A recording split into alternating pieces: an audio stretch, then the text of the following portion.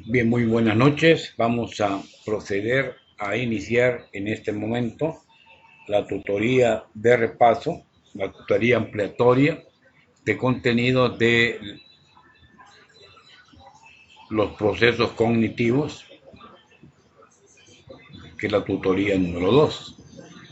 Así que vamos a proceder. Bienvenidos los que ya están conectados, María Celestina y Walter, que son los dos que están en este momento, y que vamos a iniciar entonces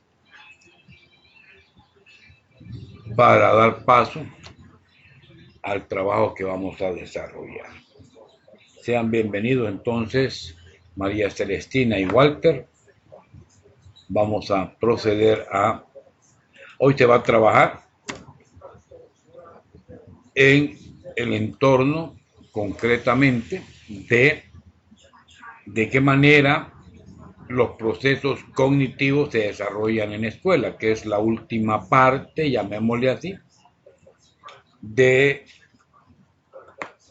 los procesos cognitivos que iniciamos el sábado pasado en la tutoría virtual número 2. Entonces, tengo una segunda parte de la presentación que teníamos el día sábado. Voy a colocarlo para que lo puedan observar y pues vamos a proceder a mostrar esta parte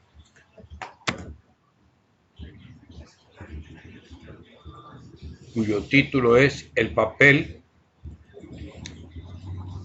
justamente de la escuela en el desarrollo de procesos cognitivos. ¿Qué papel juega la escuela para aportar al desarrollo de los procesos cognitivos? Me confirman, por favor, a través de micrófono o a través de mensajería que se está viendo la presentación.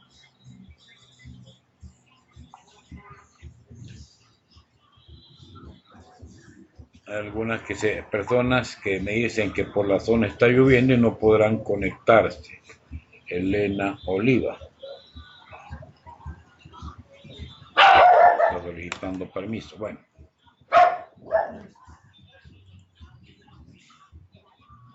ok, seguimos entonces.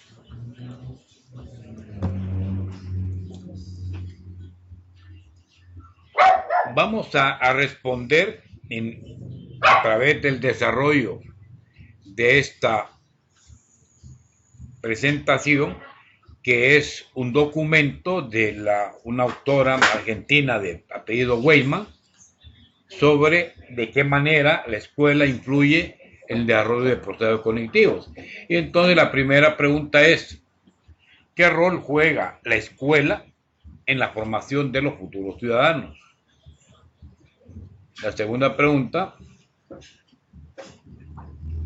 ¿deben estar preparados o debe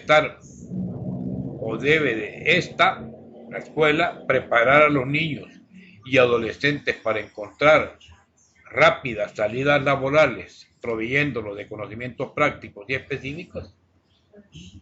O sea, ¿tiene incidencia la escuela en desarrollo de contenidos o conocimientos prácticos y específicos que les permitan incorporarlo inmediatamente al sector laboral? ¿O por el contrario, a estos conceptos, para incorporarlo al sector laboral, debería brindarles saberes generales que permitan dotar ampliamente su bagaje cultural, pero no den respuesta a sus problemas de la cotidianidad? O bien, tiene que mantener un nivel de excelencia o disminuir las expectativas de logro para evitar la deserción escolar. Es uno de los problemas que se tienen en las escuelas. Entran a un grado 35 o 40 personas y por razones a veces de problemas económicos, violencia, etcétera, termina la mitad, cuando mucho. Entonces, las respuestas a estas interrogantes acerca de qué manera se desarrolla el aspecto cognitivo en los estudiantes es el que vamos a tratar a continuación. Por supuesto, viendo este desarrollo, tanto a nivel de la infancia como de la adolescencia. Aquí vamos a estudiar dos grandes aportes. Estas primeras láminas nos llevan a los aportes de Piaget, de Jean Piaget, y el segundo es los aportes que tiene Vygotsky, que es un psicopedagogo ruso, ¿verdad? Jean Piaget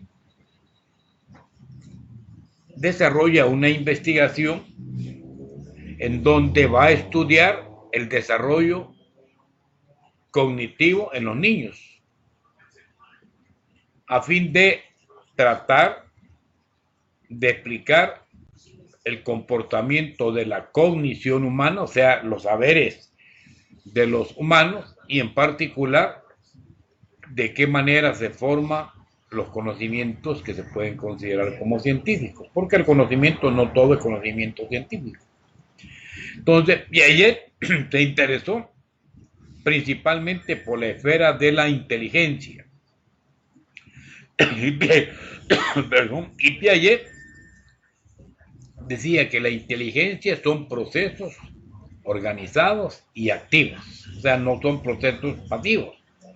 De tal manera que encuentra que la inteligencia se alcanza siguiendo sucesiones invariables, pero la edad en que aparece cada adquisición de estos conocimientos cambia de persona a persona. ¿Por qué? Porque la maduración que va teniendo el sistema nervioso no es el mismo en todos, y en alguna forma va a determinar hasta qué punto las situaciones o los sucesos son posibles o no, para un nivel de edad en concreto establecido. De tal manera que se pueden actualizar esas posibilidades, y vamos a ver de qué manera también, no solo la edad, sino que el entorno social en que la persona se desenvuelve, y así como la educación que se le brinda, aportan a este incremento, a esta generación de cognición humana. Entonces, Jean Piaget investiga ese desarrollo de los niños para explicar justamente la formación de conocimiento científico. Y decía, la inteligencia lo que hace es organiza al mundo para el sujeto, o sea, organizar el entorno para las personas. ¿Para qué? Para posibilitarle adaptarse a la realidad. Y esa adaptación se produce mediante dos mecanismos. Esto es importante. Los dos mecanismos que hablaba Jean Piaget de los procesos estos de adaptación a la realidad son la asimilación de conocimientos, o sea, conocimientos que se asimilan, pero también viene otro proceso que es el de acomodación. Asimilar conocimientos y acomodarlos. En ese sentido, pues vamos a establecer que, por ejemplo, una función trascendente, importante de todo ser viviente es la alimentación. ¿Por qué? Porque por medio del alimento incorporamos a nuestro organismo aquellos nutrientes en la medida que vengan en los alimentos, y que el organismo se encarga de transformarlas, las ablanda, las digiere, etcétera, hasta que la identidad inicial se pierde y se convierten en parte de nosotros. O sea, los alimentos que vienen a ser la ingestión de sustancias que nos ayudan a nuestro crecimiento, el calcio, el fósforo, etcétera, nutrientes que ayudan al sostenimiento de la vida. De tal manera que hay un proceso de asimilación del organismo, pero también procesos de acomodación simultáneamente a la estructura del objeto.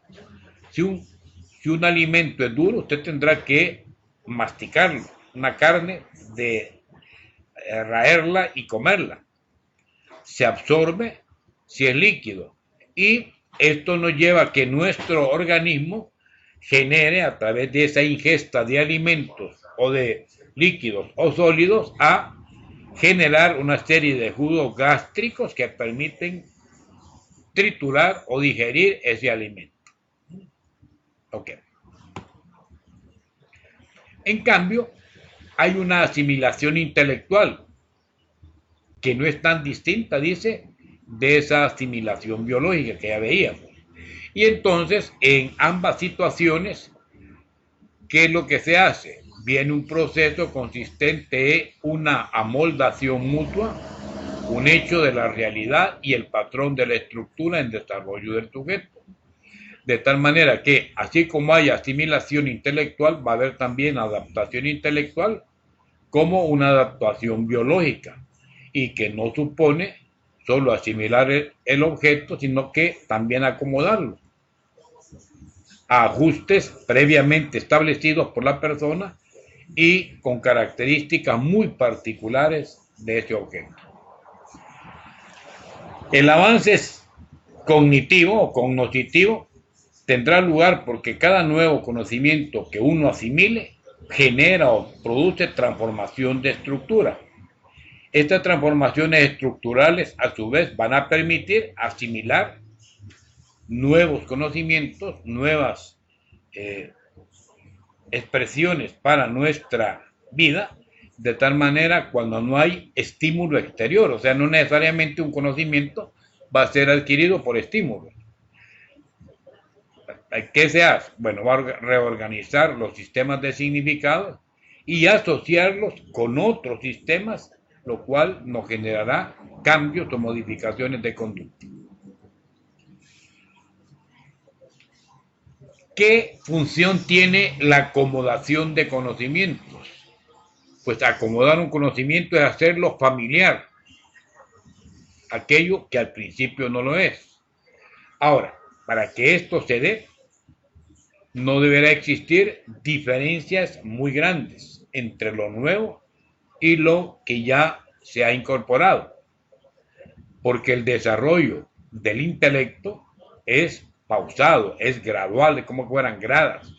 Cada nueva etapa es una variación de la etapa antecedente. O sea, por ejemplo, una persona que comienza a estudiar, ahí está bien clara la definición de esas gradas o de esos niveles intelectuales. Tiene que pasar por primaria, por media, por bachillerato, por universidad, etcétera, hasta coronar estudios o de maestría o de doctorado. Piaget llamaba a ese entorno esquemas, a lo que se conocía como estructuras cognitivas o cognitivas, y son secuencias de actos o de acciones, sabiendo que estos esquemas van a ser flexibles, dinámicos, generadores de nuevas estructuras para adaptarse o adecuarse a una realidad. Pueden ser relativamente simples estas adaptaciones. Por ejemplo, el niño que mama del pezón de la madre, no está tierno, o que ve hacia la mamá, o en nuestro entorno. Nosotros en un momento dado vemos una calle poblada, vemos un árbol, vemos una ciudad, etc. Y van desde esos conceptos simples de mamar, mirar, etcétera, oler, hasta procesos mucho más complejos, como serían las estrategias solucionadoras de problemas. Entonces, Piaget está estableciendo que todos los niveles y etapas de nuestra vida permiten al sujeto cognoscente estar en activo, o sea, ser parte de ese proceso de adquisición de conocimientos. ¿Por qué? Porque va a conocer el mundo que está a su alrededor, lo va a transformar y al mismo tiempo en esas transformaciones que haga, también él se transforma.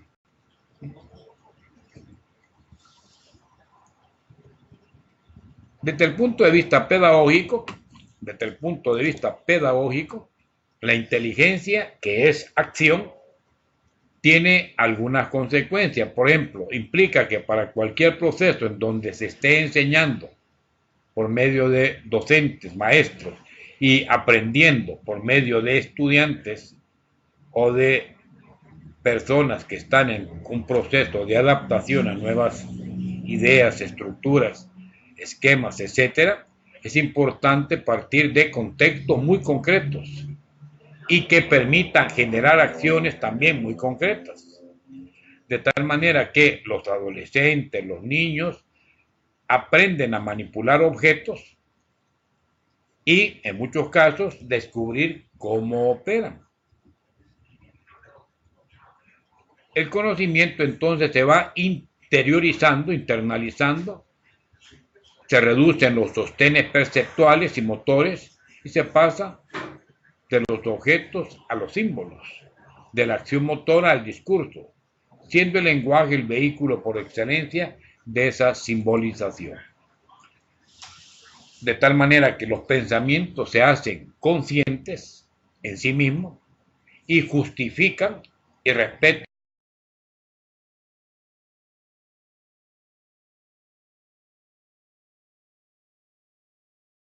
Etcétera. Es la interacción entonces social la que permite finalmente superar el egocentrismo, al forzar a quien, al sujeto, una y otra vez, a aceptar la existencia del otro como un ser distinto a él. Entonces Piaget postula que la adquisición de esos pensamientos formales genera cambios, modificaciones en el pensamiento de los adolescentes que le va a permitir, según él, llegar a lo que considera la tarea fundamental que les compete.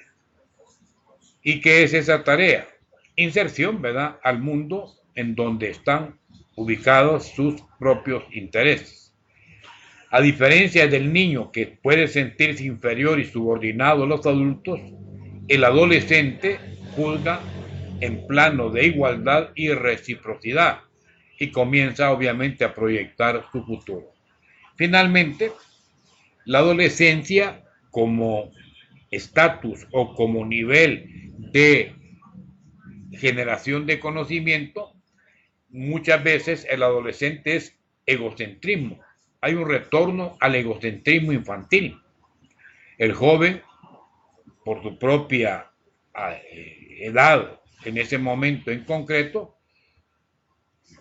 puede hacer que muchos conceptos que inicialmente aceptaba en la adolescencia venga y los cuestione.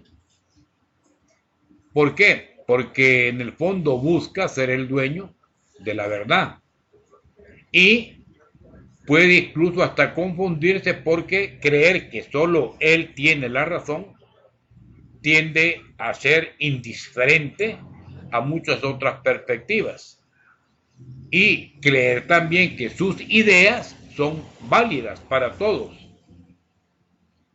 Sin embargo, poco a poco, a través de la crítica constructiva de los postulados de otras personas, va a llegar a descubrir también que sus propias ideas son frágiles, que tienen que ser modificadas, que las ideas tienen que ser compartidas y puestas en común. Pues bien, estos son, en principio, así a grandes líneas, los aportes que hace Jean Piaget a las estructuras cognitivas.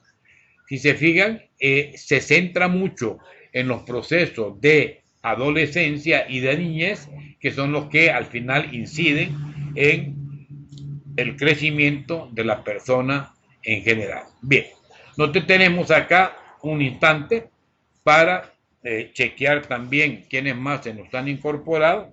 José Daniel Aguilar, bienvenido. Jacqueline Mendoza, bienvenida. Jocelyn Aquino, también bienvenida, que son los 5 participantes que en este momento contamos. Entonces, vamos a ver, vamos a interactuar en este momento. ¿Qué les parece como Piaget, Jean Piaget o Jean Piaget, si queremos hacerlo más español el concepto. Este Jean Piaget es un psicopedagogo de origen suizo que tiene mucha trascendencia a nivel de estas teorías cognitivas, de teorías de aprendizaje. Entonces dejo la mensajería o el chat abierto y les invito a que si pueden participar con micrófono abierto, lo hagamos. De uno en uno, unos 2, 3, 4, 5 minutos a lo sumo, si es que hay participación. Así que dejo el canal abierto para que puedan participar, ya sea con algún mensaje a través de la grabación, a través de mensajería. Queda abierto entonces, ¿qué les parecen estos aportes que hace Jean Piaget hacia la adquisición de óptimos procesos cognitivos, diría yo? Bueno, veamos si hay alguna participación.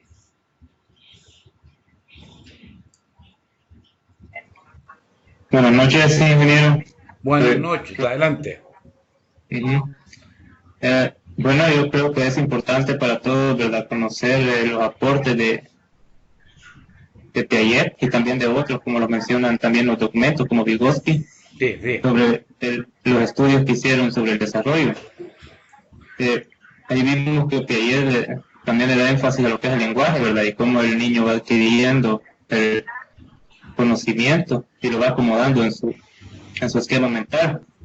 Recordemos que Piaget también en su teoría establece los estadios de desarrollo del niño hasta llegar a la adolescencia. Correcto. Y desarrollar también lo que es el pensamiento abstracto.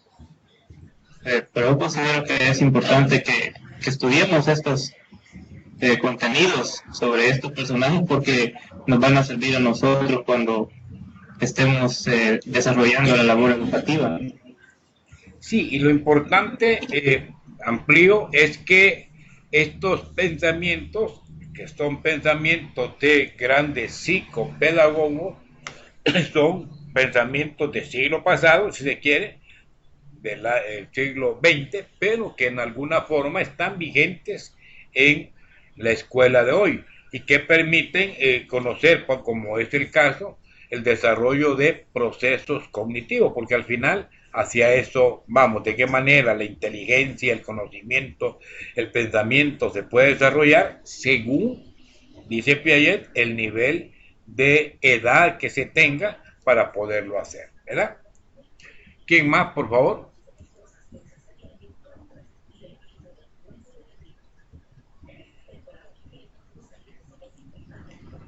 Ok, vamos a continuar con la presentación.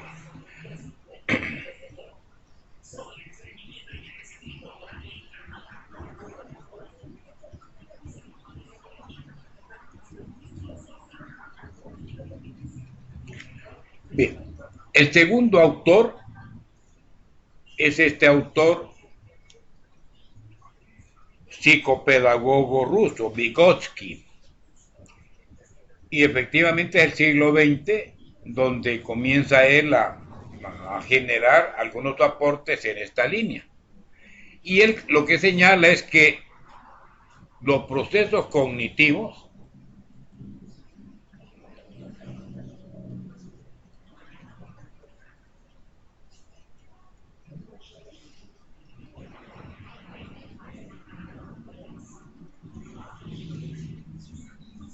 superiores, o sea, los más complejos,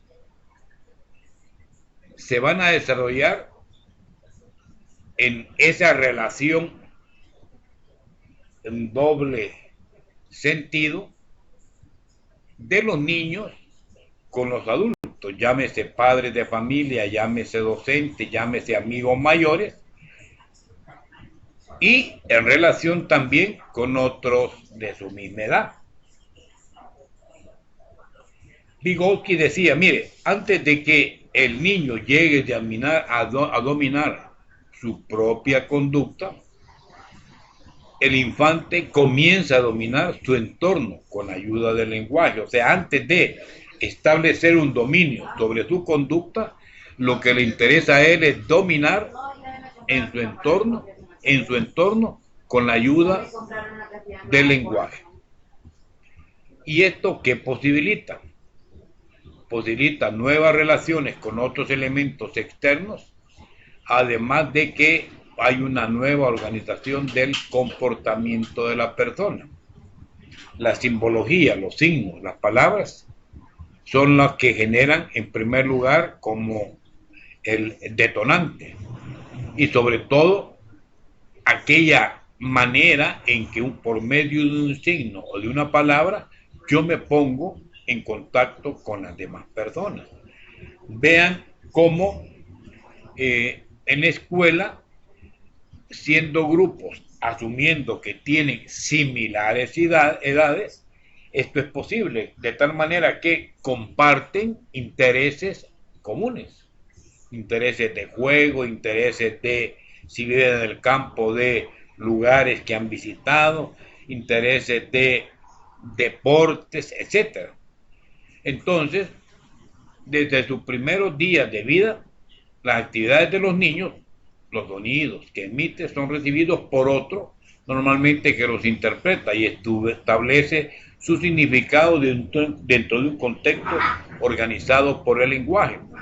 Los padres, justamente, cuando los niños están pequeños, son lactantes, llegamos a establecer en qué horarios el pequeñito va a comer, va a tomar sus alimentos, y casi de manera sincrónica, o sea, como un relojito, va a estar, si se despierta en la madrugada, justamente a la misma hora, pidiendo comida. Y es que así se ha acostumbrado, ¿no?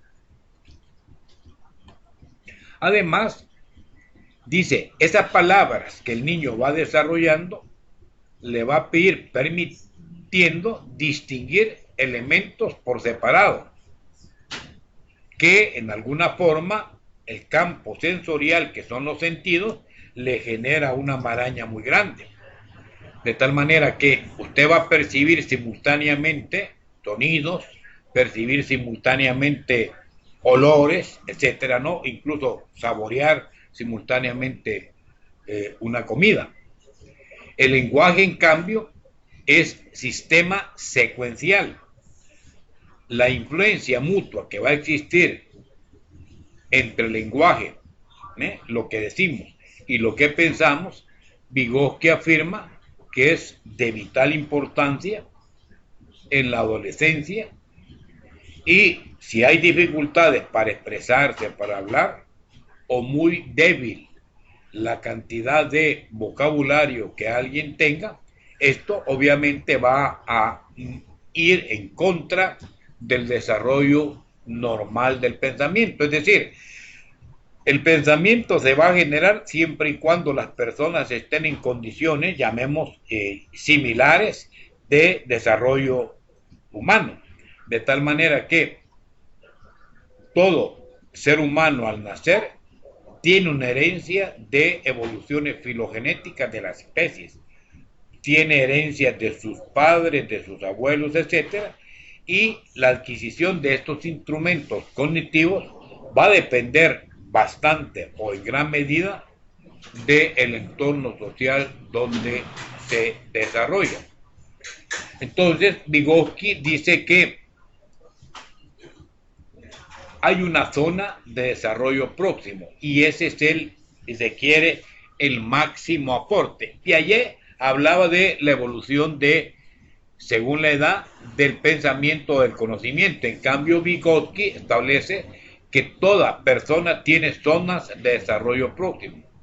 Y decía, un niño puede hacer uso, él consideraba que lo que un niño puede hacer con la ayuda de otras personas, en alguna forma, puede ser en cierto sentido más indicativo de su desarrollo mental que lo que él por sí solo puede hacer. O sea, considera que la zona de desarrollo próximo es una zona en donde hay una especie de interacción con su entorno que le permite más fácilmente su desarrollo mental. ¿Y qué es la zona de desarrollo próximo? Pues va a ser el promedio de distancia medida entre el nivel real del desarrollo de un sujeto, determinado por la capacidad de resolución independiente de problemas, y su desarrollo potencial. O sea, hay dos desarrollos: el nivel de desarrollo determinada por capacidad de resolver por sí solo problemas, y el nivel de desarrollo potencial determinado bajo el concepto de resolver problemas, pero no por sí solo, sino que bajo la guía de adultos o en colaboración con otro compañero. Entonces se habla de dos conceptos, ¿verdad? De dos conceptos: resolver independientemente problemas, o resolver esos mismos problemas, pero con el auxilio de tutor, de guía o de un adulto.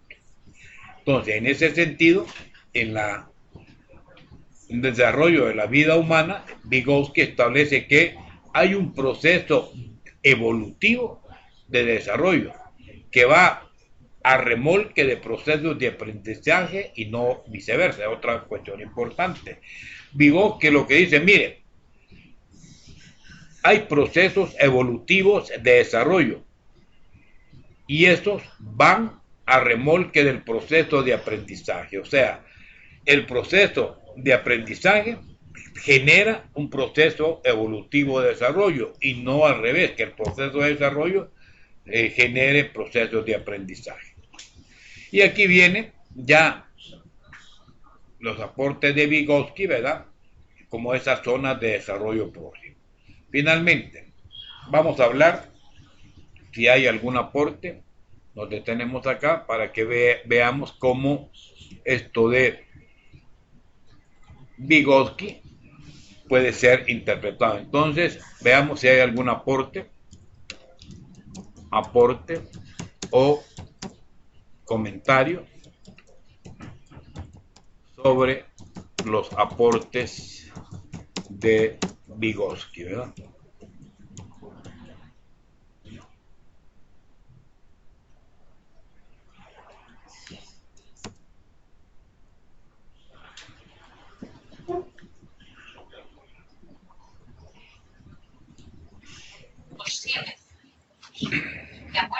¿Sí? Yo pienso que sí.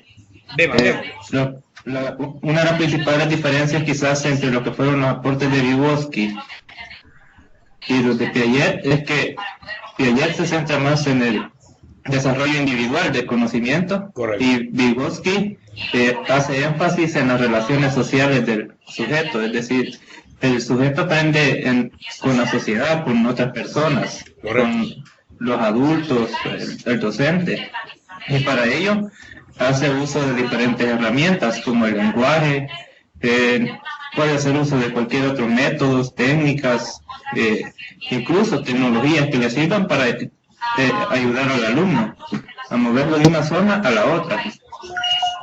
Solamente. Bueno, gracias. ¿Y qué pensaría ahora con el uso de tecnologías, la manera en que los niños de corta edad hacen de esa tecnología? El caso de los celulares. No sé si han tenido esa experiencia. Ver como un niño de 2, 3 años de repente ve un celular y comienza a operarlo sin haber recibido ninguna instrucción. Entonces, esto, si lo pensáramos un poco, también es un aprendizaje en donde, quieras o no, él ha tenido otras experiencias de ver a familiares, etcétera, que están en ese proceso, y por comparación viene él y se mete al proceso de operativizar o de operar un dispositivo del cual no ha recibido una instrucción formal, pero ese entorno social o el medio que le está rodeando le permite también, en un momento dado, sin ningún problema, tener acceso a esa tecnología, al manejo, ¿verdad?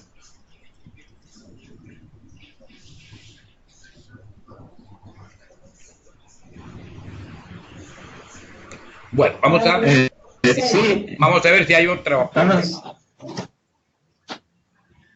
no solamente que sí, como usted dice, pues a veces los niños agarran los teléfonos y todo, y de repente sin que tal vez nadie les haya dicho así, realmente esto sí se hace, ¿verdad? Los niños son capaces de hacerlo, abren una aplicación, utilizan un programa. Eh, Recordemos también que hay otras teorías del aprendizaje, que como usted lo mencionaba, el modelaje, que tal vez él ha visto a otra persona haciéndolo, y todas las interacciones, todo el medio que se mueve alrededor de él, ¿verdad? Que hoy es tecnología. Correcto. Ujú. Bueno, vamos a pasar a la última parte, que es el estudio del sistema educativo y los procesos cognitivos. Aquí son una serie de aportes, como podrán ver ustedes, que llegan hasta básicamente 9 grandes aportes que comparto a continuación, ¿verdad?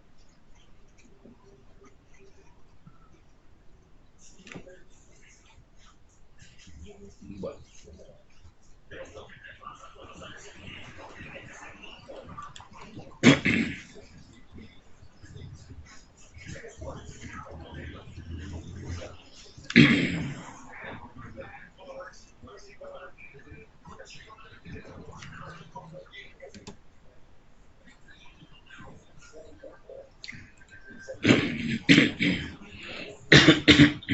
El sistema educativo, o sea, de qué manera, perdón, el sistema aporta a los procesos cognitivos.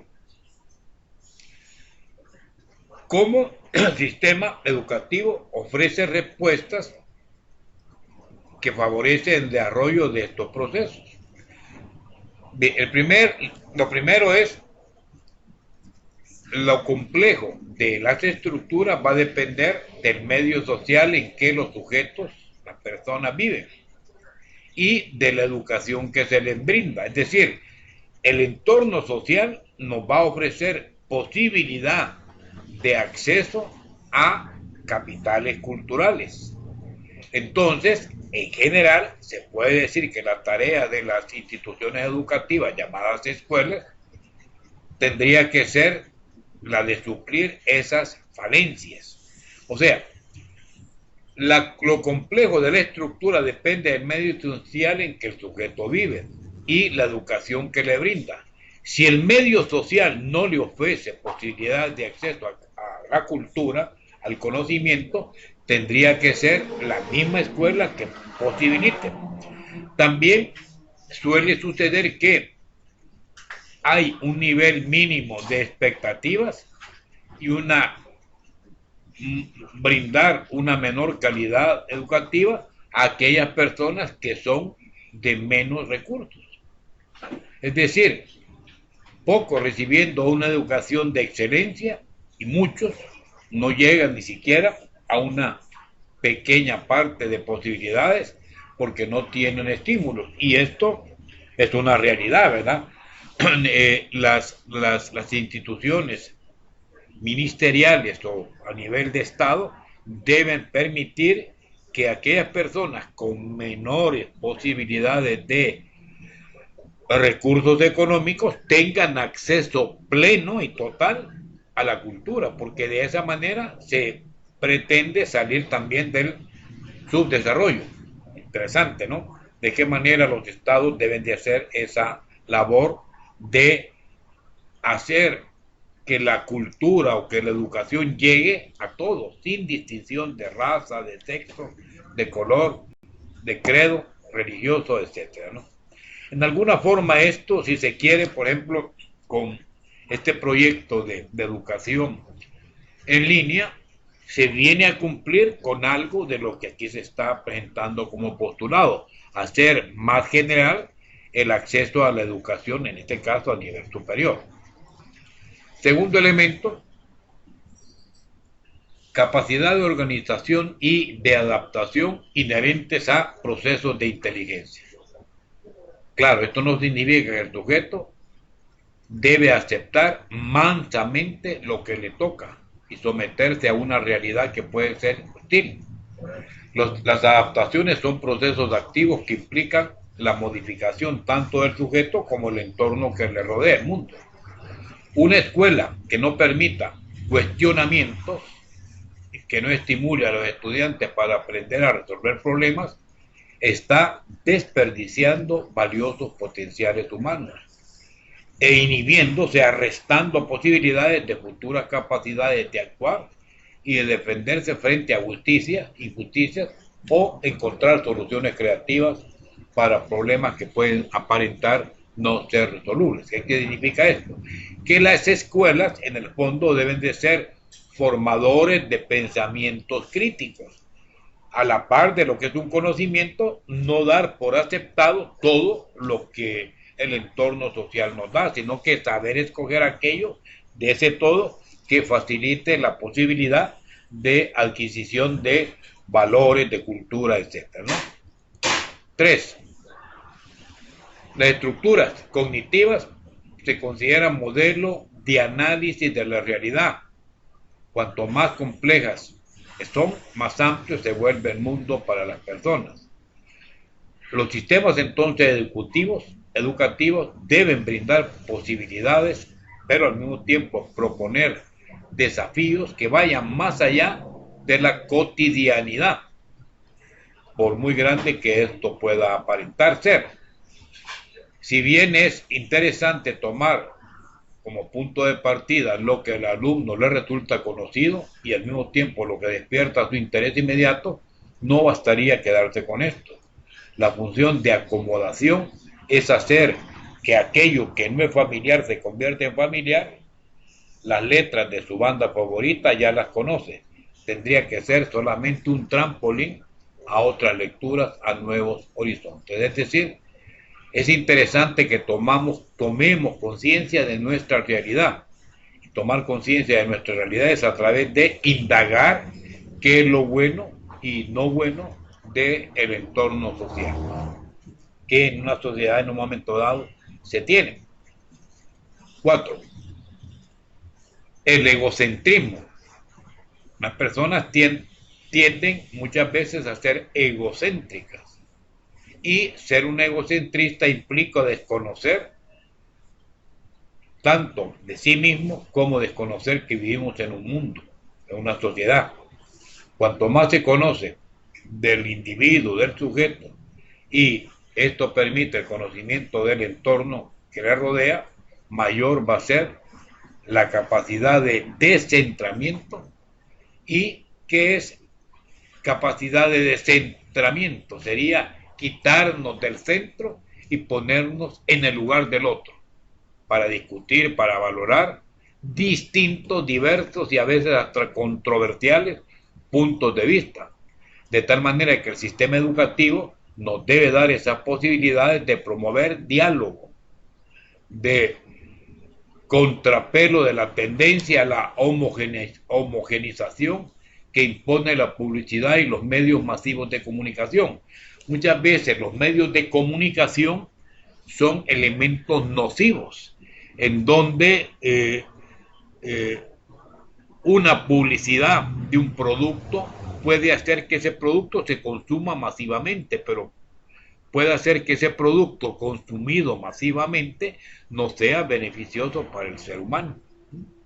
Pero claro, como la moda es consumir ese producto, vienen las personas y tienden a consumir a base de procesos publicitarios porque creen que es verdad lo que del producto se dice. 5. Los sujetos conscientes deben de ser sujetos activos y no pasivos. Usted para aprender a pensar, primero, para aprender a pensar, debe tener la posibilidad de actuar. Es decir, es necesario que hagamos y que muchas veces nos equivoquemos, pero que eso no nos vaya a detener en nuestras posibilidades de seguir haciendo e intentando las cosas. Es decir, actuamos, nos podemos equivocar. Un genio que está buscando una cura a una determinada enfermedad no la encuentra de la noche a la mañana. Tiene que hacer una y otra vez experiencias, pruebas, hasta que al final consigue su objetivo. Entonces, la historia no es solo de los que ya la escribieron. Es también, por ejemplo, usted ser dueño de la construcción de su propia historia.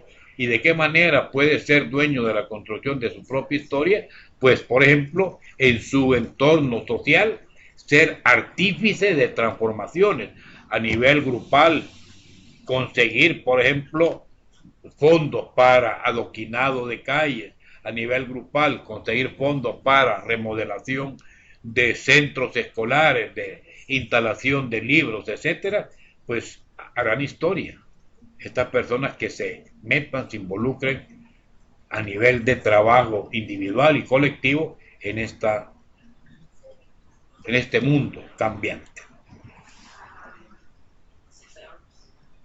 El sexto pensamiento de los sistemas educativos habla de que los pensamientos se hacen conscientes, no inconscientes, de sí mismos por medio de interacción verbal con nosotros.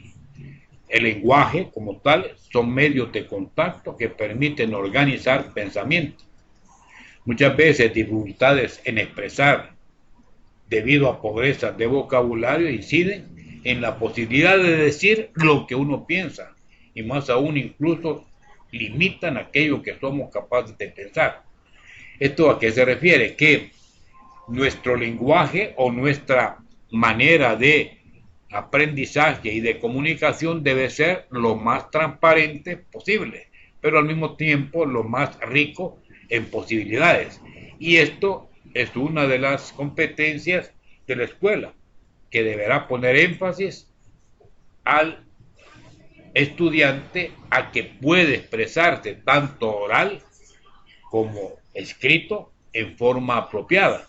Lo que les mencionaba el sábado, un profesional no puede darse el lujo de expresarse inapropiadamente. Expresarse inapropiadamente a través del lenguaje o expresarse inapropiadamente a través de la escritura. Es decir, evitar cometer horrores al escribir o bien horrores al hablar. Claro, esto no debería ser privativo del lenguaje, de la materia del lenguaje. Los profesores de todas las asignaturas, de todas, de matemática, de química, de biología, tienen que dedicar una parte de su clase a la transmisión y adquisición de estas habilidades de expresión oral y escrita.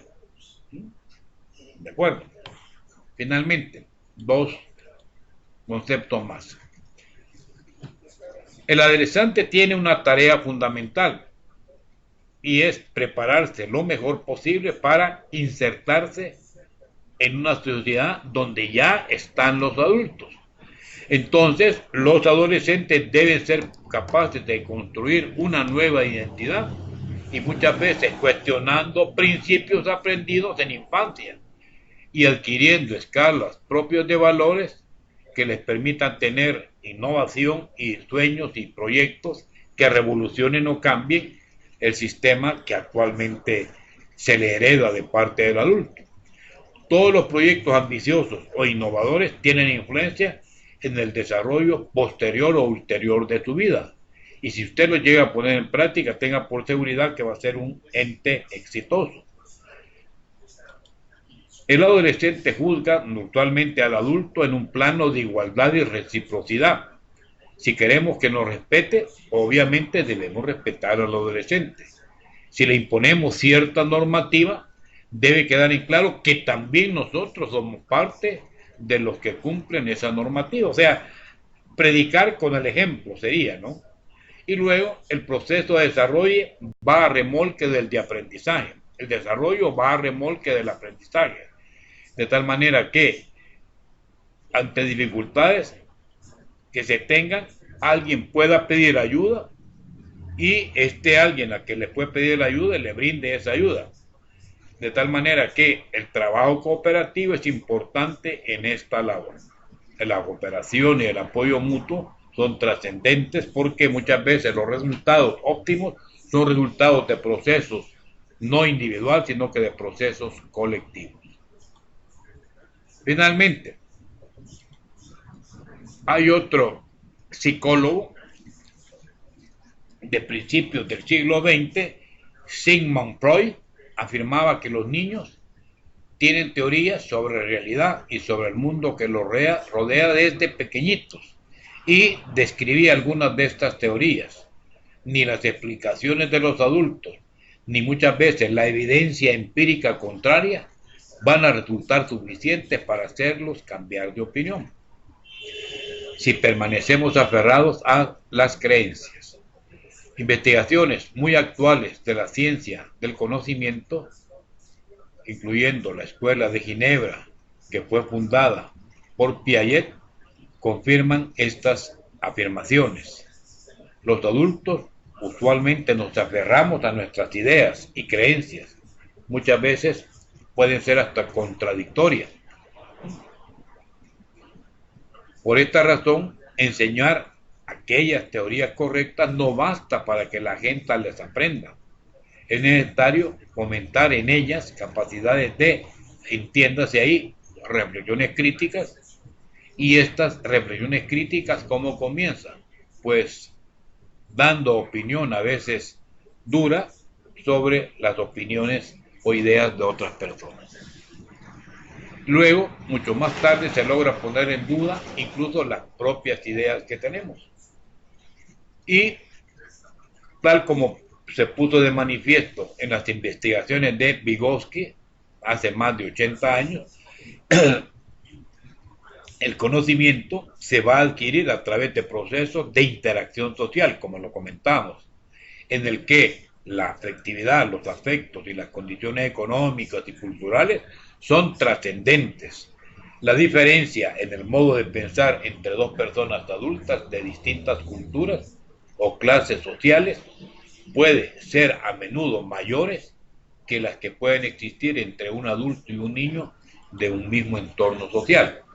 Se generan conflictos afectivos, la relación entre las escuelas, la labor de la escuela, que aquellas acciones que promueven la adaptación de sí mismo y del entorno, como la solidaridad, la curiosidad, la duda, la investigación y la reflexión crítica, van a favorecer, ténganlo por cierto, todo proceso de aprendizaje, maximizando entonces toda posibilidad que tiene el sujeto.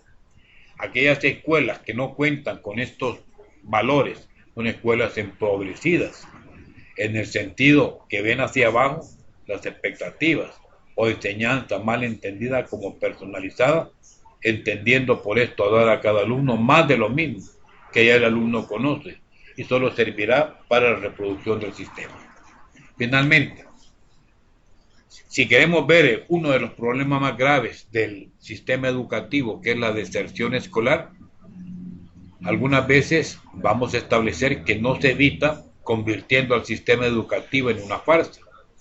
Los que abandonan no lo hacen porque las escuelas son demasiado difíciles en sus complejos sistemas de aprendizaje. Lo hacen porque necesitan muchas veces aportar a sus casas trabajo, dinero, etc. Si los conocimientos entonces que se les brindan están alejadas de su cotidianidad, ¿qué es lo que debemos modificar? Pues lo último, esa cotidianidad. Si la capacidad simbólica es pobre y el lenguaje gestual no es, empobreciendo los contenidos y los conceptos, como podríamos ayudarles, sino dándole más palabras, más opciones para que superen esas brechas que probablemente se tienen.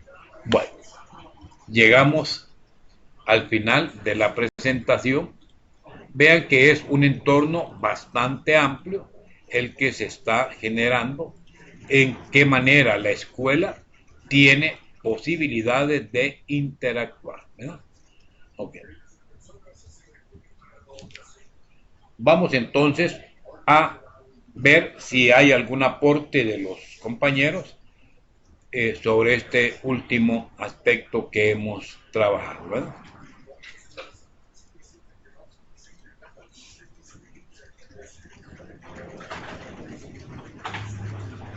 Dejo abierta para comentarios esta última serie de contenidos sobre el aporte de la escuela hacia los procesos cognitivos. Interesante las ponencias, ¿verdad? De qué manera en la escuela se puede conseguir un medio muchas veces trascendente y fundamental para cambiar la realidad de las personas. Y esto de la deserción escolar es un problema no solo de El Salvador, sino que de la mayor parte de países también debe de ser tratado en su total dimensión, ¿verdad? Educativa. Ok. Dejamos entonces la participación para alguien que quiera hacerlo en este momento. Si no, pues estamos llegando al final de estos aportes. Inmediatamente ya podré enviarles las dos presentaciones de PowerPoint, la del sábado pasado y la de esta semana, y también ya he subido la tutoría 1 como un video. En este momento voy a compartir con ustedes esa tutoría 1 y voy a terminar la grabación de esta para poderla también compartir. No les he enviado todavía el material de la prueba de inteligencia múltiple, lo haré en este momento. Así que si no hay otra participación, me gustaría saber si no hay dudas, no hay preguntas, y con eso pues estaríamos terminando. Dejo abierta para que puedan hacer aportes.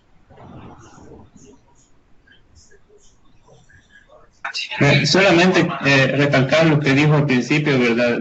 Ya de este último apartado sobre el sistema educativo, que obviamente pues el sistema es el que tiene la función, ¿verdad?, de llevar a cabo lo que es todo el desarrollo de la educación a nivel de país. Y pues como hablaba de la deserción también y cómo a veces lo convierten en una farsa y todo, el sistema tendría que ser un poco más consciente y también no solo decir que se está trabajando porque se mejora instructura o porque se desarrollan nuevos programas, cuando en sí la educación que se da ya dentro del aula, dentro de cualquier escuela de un cantón, de la ciudad, a veces no es la mejor, y ahí a veces se les olvida hacer las mejorías pertinentes. Claro, claro. Sí, solamente eso, y que el sistema es el que debería, quieres o no, trabajar un poco más, ¿verdad? Los contenidos a veces son, no son pertinentes a la realidad de los estudiantes, y de ahí vienen muchos problemas. Claro, claro, claro, así es. Y sobre todo pensar que por encima de cualquier contenido o concepto está la persona, ¿verdad? De tal manera que si uno quiere dar una educación de calidad, también tiene que ver la persona, las condiciones en las que se encuentra y en qué medida también, por ejemplo, hay instituciones retiradas en donde los niños llegan sin desayuno. Claro, es decir, el sistema provee en este momento el concepto de desayunos y escolares y todo, pero ¿será que eso es suficiente? Pues habría que hacer una investigación sobre eso, ¿verdad? Bueno, dejamos acá entonces la participación y nos vamos a enfocar a desarrollar lo que compete para esta semana. Hay una fecha para la actividad que se tiene, espero que la estén ya desarrollando y que puedan participar en ella, ¿de acuerdo? Así que vamos a llegar hasta acá y cualquier duda pues siempre estoy a la orden para que ustedes puedan hacer ese aporte o esa consulta en su WhatsApp o en su correo, ¿de acuerdo? Así que ha sido un gusto de nuevo estar con ustedes. Nos estaremos viendo en la tutoría número 3. Si hay alguna consulta, pues la estaré comentando o desarrollando en su momento para que el que lo haga. Los materiales, ya solo me faltaría esta tutoría que estamos grabando, grabarla apropiadamente, subir este video a YouTube y de ahí compartirlo. Ya tengo la tutoría del sábado, que esa la voy a compartir inmediatamente hoy por la noche. Así que feliz noche, nos estaremos viendo en la próxima. Ok, muchas gracias. Igual, feliz noche. Feliz noche.